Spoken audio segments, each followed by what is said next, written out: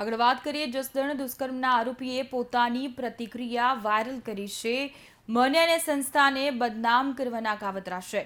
મધુ ટાઢાણી વિડીયોમાં રટણ કરતા રડી પડ્યો. છાત્રાલયમાં ચાલતા વિવાદને લઈને મને ટાર્ગેટ કરાયો છે. હું નિર્દોષ છું, મને પણ ફસાવ્યો છે તેવું રટણ આ વિડીયોમાં જોવા મળે છે.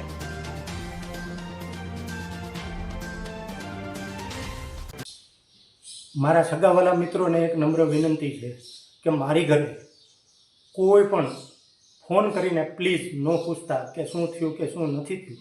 મારી ઉપર જે આક્ષેપો લાગ્યા છે એ સ્પષ્ટ અને ચોખ્ખા ન થઈ જાય ત્યાં લગીન, આ કેસનો ચુકાદો ન આવે ત્યાં લગીન મારે બે હાથ જોડીને નમ્ર વિનંતી છે કે મારી ઘરે ખોટા ફોન કરીને સગાવાલા કે આ વાતમાં કોઈ પડતા નહીં. હું નિર્દોષ છું. સમય નક્કી કરશે કોણ સાચું હતું અને કોણ ખોટું હતું.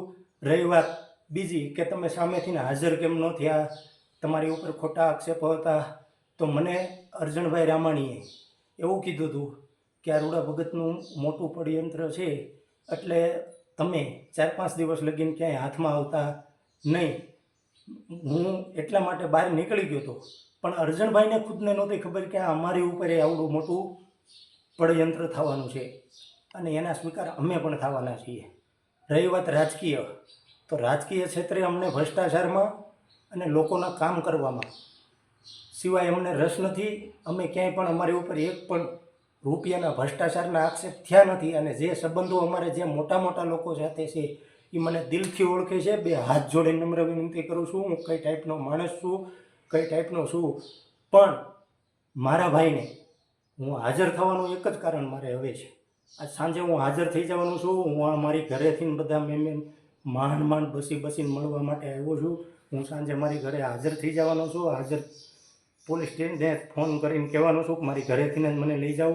મારા છોકરાને અને આ બધાને હું મળવા માટે આવ્યો હતો. મારા ફેમિલીએ મને ખૂબ સપોર્ટ આપ્યો છે, એટલો બધો સપોર્ટ આપ્યો છે કે એમ જ કીધું છે કે તાર જીવવાનું છે. મરે આપણા દુશ્મનો, આપણે શું કામે આવું કરવું જોઈએ? તે કોઈ વસ્તુનું કર્યું નથી તો લડાઈ લડ.